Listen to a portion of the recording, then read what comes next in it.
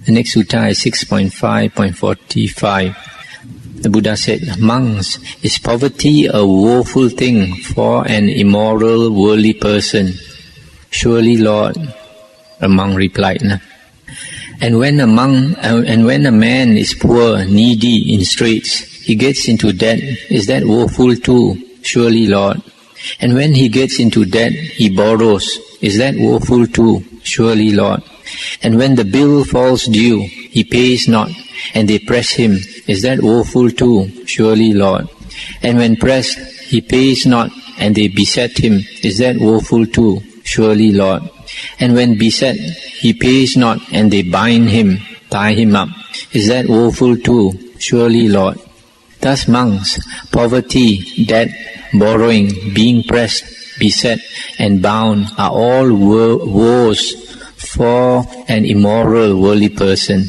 Monks, it is just the same for anyone who has no faith in wholesome states or skillful states, is not conscientious about wholesome states, has no fear of blame about wholesome states, no energy for wholesome states, no insight into wholesome states. He is said to be poor, needy, in straits in the Aryan discipline. Now that very man, poor, needy, in straits, wanting in faith, conscientiousness, fear of blame, energy and insight concerning wholesome states, works evilly in deed, word and thought. I call that his getting into debt, and to cloak his evil deeds he lays hold upon false hope. Let none know this of me, he hopes. Let none know this of me, he resolves. Let none know this of me, he says. Let none know this of me, he strives in act. So likewise, cloak his evil words, his evil thoughts. I call that his borrowing. Then his pious fellows in the holy life say thus, "This venerable sir acts in this sort, carries on in this way." I call that his being pressed. Then gone to forest, tree root or lonely place, evil unwholesome thoughts and attendant remorse pursue him. I call that his being beset. And that man, monks, poor, needy, in straits, having worked evilly in deed, word and thought, on the breaking up of the body after death, is bound in hell's bonds, or the bonds of some animal's womb. And I see no other single bondage, monks, so harsh, so bitter, such a bar to winning the unsurpassed peace from effort. I mean hell's bonds, or the bonds of an animal's womb. That's the end of the sutta. So the Buddha is saying, just as a poor man, because he is poor, he gets into debt, and then he is being chased by the debtors for payment, and he cannot pay them, and they tie him up, and then he is in a very sorrowful condition. So in the same way, the Buddha said, if a person does not know about wholesome states, cannot differentiate between wholesome and unwholesome states, that means he does not understand the law of karma, then he is also like that poor man, and he tries to hide his evil actions, and then other people criticize him, then he's being pressed, being beset, and even his thoughts, unwholesome thoughts, and thoughts of remorse pursue him, and that person after death is born into the woeful plains. Now the woeful plains are three. The hell is the worst. The second is the animal realm, and the third is the ghost realm. But here the Buddha says, I see no other single bondage, monks, so harsh, so bitter, such a bar to winning the unsurpassed peace from effort as hell's bonds or the bonds of an animal's womb. Here the Buddha is saying that when a person falls into hell or into the animal realm, that person stays there for a very long time. And because that person has no chance of creating good merit, it's very difficult to get out from that two states, hell and the animal womb. And that person stays there for a very long time until the karma most of that evil karma is worked out. Then only that person comes up. The next sutta is 6.5.46. Thus have I heard, once the venerable Mahachunda lived among the Chetis at Sahajati, and there he spoke to the monks, saying, "Monks, reverend sirs." "Reverend sir," they rejoined, and the venerable Mahachunda said, "There are some monks, Dhamma zealots, who blame meditators, saying, 'These fellows say, we are meditators, we are meditators.' They meditate and are meditated. And what do they meditate about? What's good of their meditating? How do they meditate?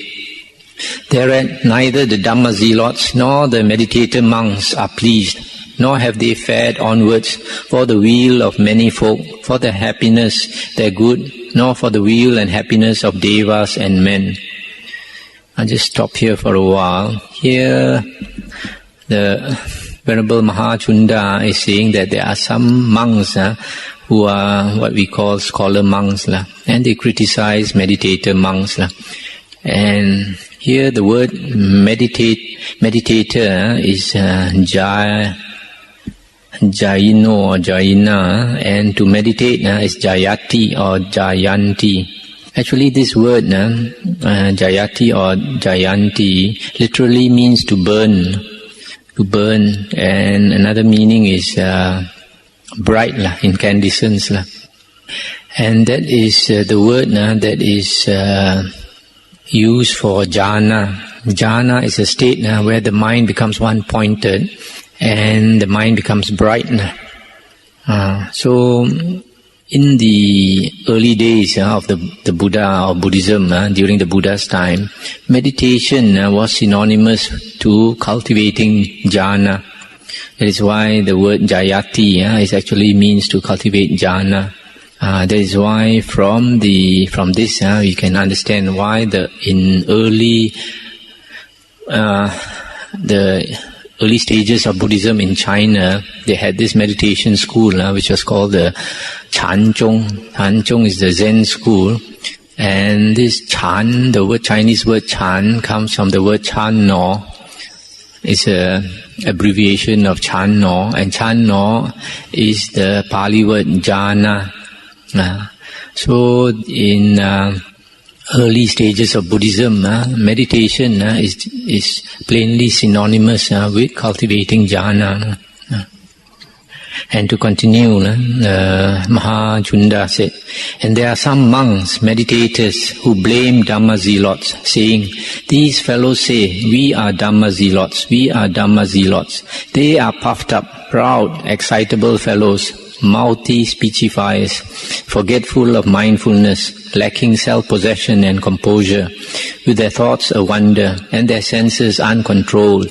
And what is their Dhamma zeal? What goods their Dhamma zeal? How are they zealous in Dhamma? There too, neither the meditators nor the Dhamma zealots are pleased, nor have they fared onwards for the weal of many folk. And there are some Dhamma zealots who just praise Dhamma zealots, who praise not meditators. There too, neither Dhamma zealots nor meditators are pleased. And so neither are pleased, nor have they fared onwards for the weal of many folk, for their happiness, their good, for the weal and happiness of devas and men. Wherefore, sirs, you should train yourselves thus. Being Dhamma zealots, we will praise meditators. Thus should you train yourselves, reverend sirs. And why? Verily, sirs, these wondrous persons are hardly found in the world, they who live with their whole being in tune with the deathless. And you should train yourselves thus, reverend sirs. Being meditators, we will praise Dhamma zealots. Thus should you train yourselves, reverend sirs. And why? Verily, sirs, these wondrous persons are hardly found in the world, they who with insight penetrate and see the deep way of the goal. That's the end of the sutta. In this sutta you find the scholar monks blaming criticizing the meditator monks, and the meditator monks sometimes criticize the scholarly monks. But if a monk is a well-developed monk, he should both be a scholar monk as well as a meditator monk. You can see many of the Buddha's arahants, they knew the suttas very well, and yet they were good in their meditation, so that they became arahants. So now, since time immemorial, people have been criticizing each other. Even the Buddha was criticized by external sect ascetics, and the Buddha also criticized external sect ascetics. But in the Buddha's teachings, the Buddha taught that we should criticize wrong teachings in order to point out the true teachings. However, we should not get personal. So we should criticize wrong teachings to point out the true teachings, but we should not get personal and criticize persons, only the teachings. Because if we get personal, then anger arises and unwholesome states of mind arise. And there will be a lot of problems in the Sangha. Now we come to the next sutta, 6.5.49. Once, when the Exalted One was dwelling near Savatthi at Jeta Grove in Anathapindika's park, the Venerable Kema and the Venerable Sumana dwelt in Anda Grove near Savatthi, and they went and visited the Exalted One, saluted him and sat down at one side. So seated, the Venerable Kema said to him, Lord, whatsoever monk is arahant, has destroyed the asavas, lived the life, done what ought to be done, set down the burden, found the highest goal, destroyed becoming's bonds, and is in high knowledge released. To him there comes no thought, there is one better than I, nor there is one equal, nor there is one worse. Thus spoke the Venerable Kema, and the Master approved.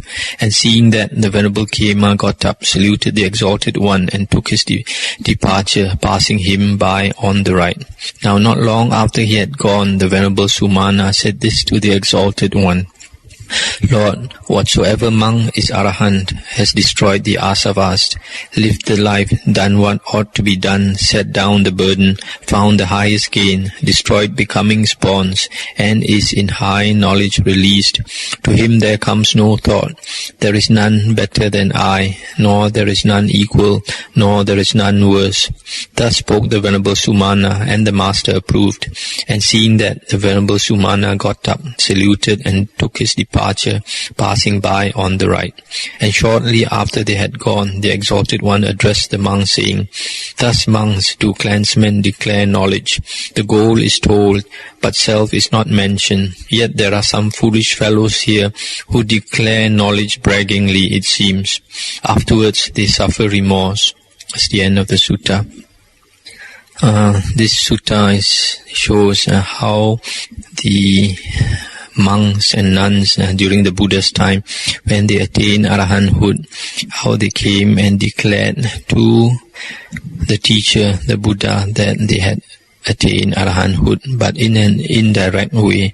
They did not say that I attained arahanthood.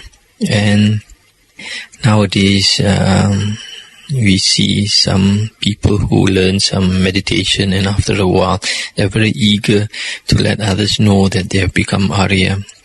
And this shows that they have not attained Aryahood, especially if they get angry when others don't believe that they have attained Sotapanna or Sakadagami.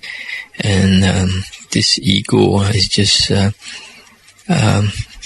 makes it obvious that that person has not attained. Now we come to the next sutta, 6.5.51. Now the Venerable Ananda visited the Venerable Sariputta, greeted him, and after exchanging the usual polite talk, sat down at one side.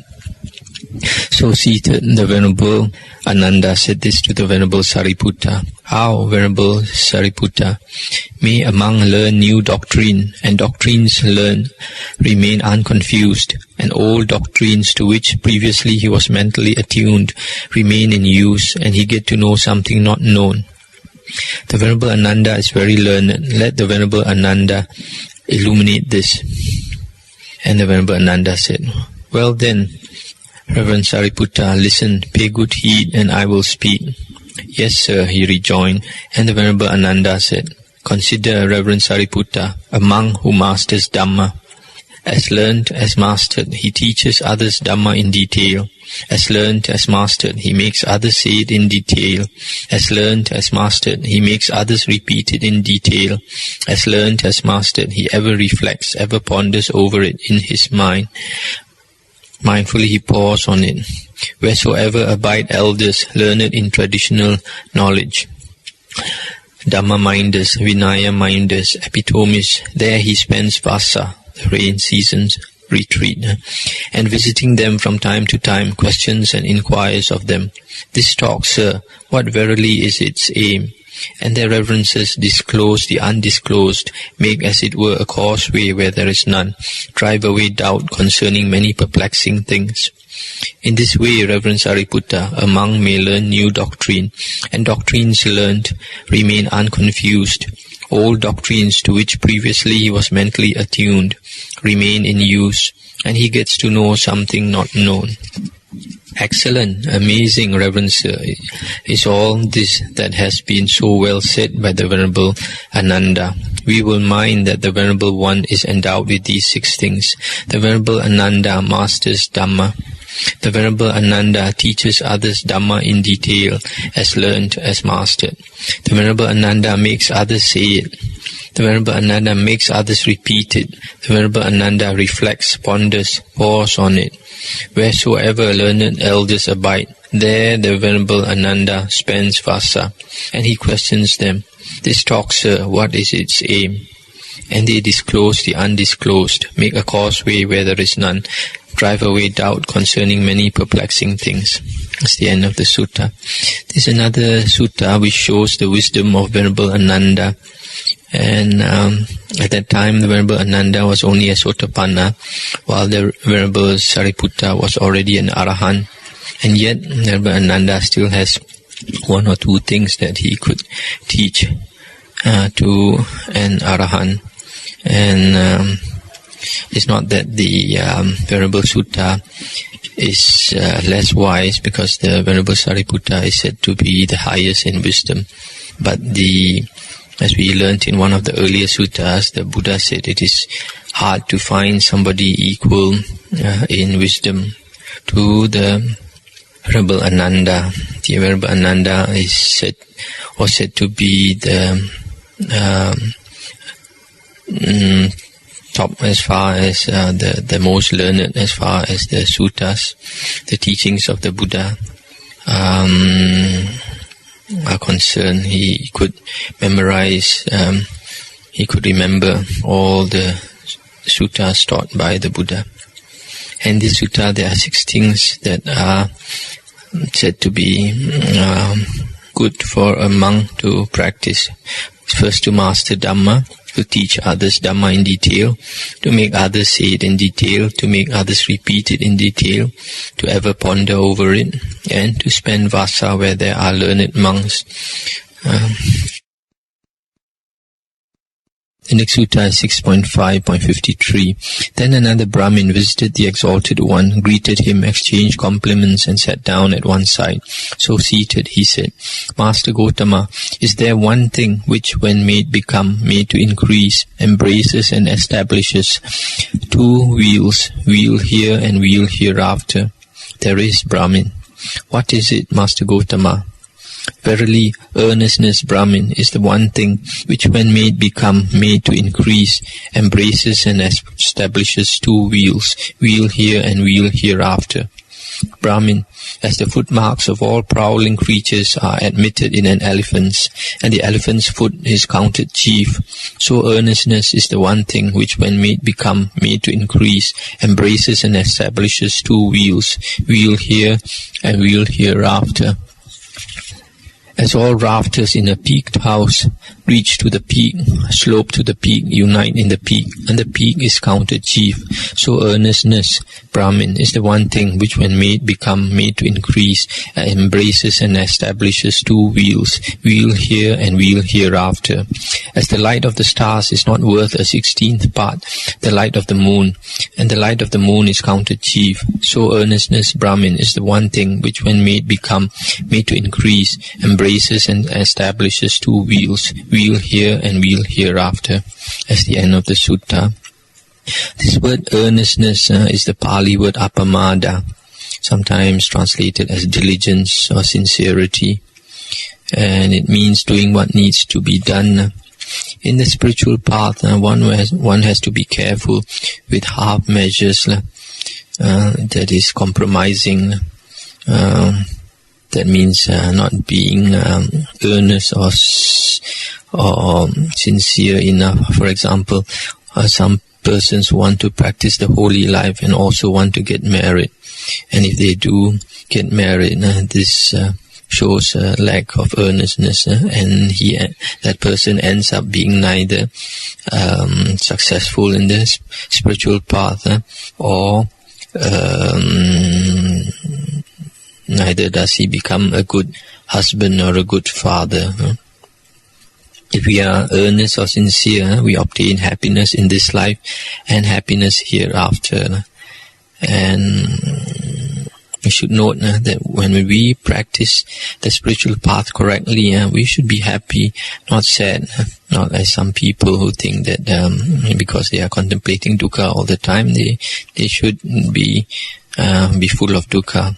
But in the Dhammacettiya Sutta, in the Majjhima Nikaya Sutta number 89,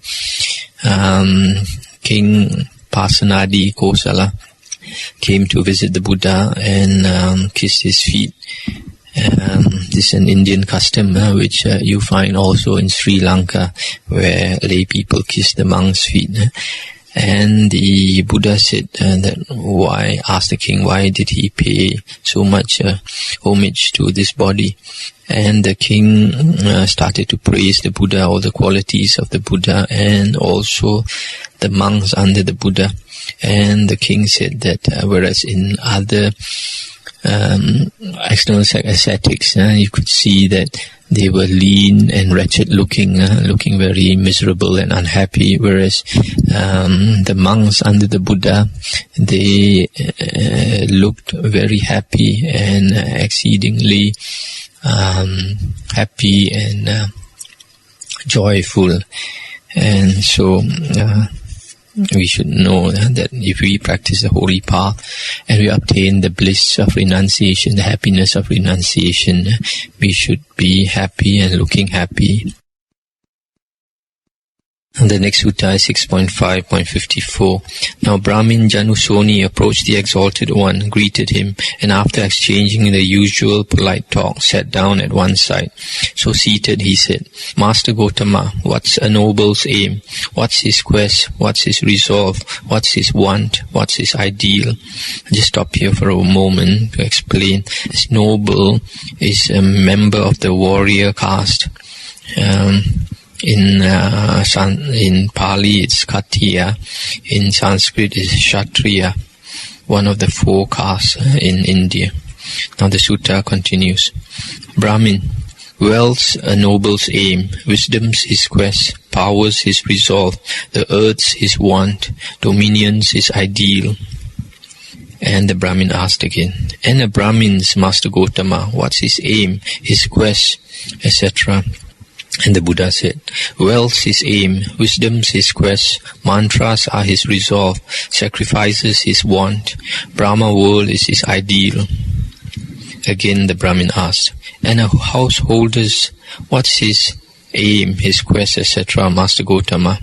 And the Buddha said, wealth's his aim, wisdom's his quest, crafts his resolve, work's his want, work's end is his ideal. Again the Brahmin asked, and a woman's, Master Gotama, what's her aim, her quest, etc.? The Buddha said, man's her aim, adornment's her quest, a son's her resolve, to be without a rival is her want, dominion is her ideal.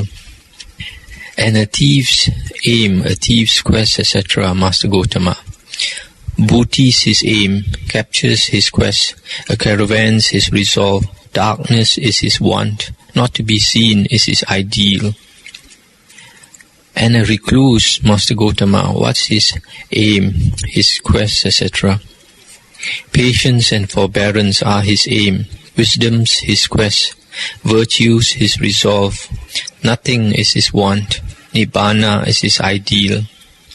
Wonderful, wonderful, Master Gotama. Verily, Master Gotama knows the aim, the quest, the resolve, the want, the ideal of nobles, of Brahmins, householders, women, thieves and recluses. This is indeed wonderful, Master Gotama.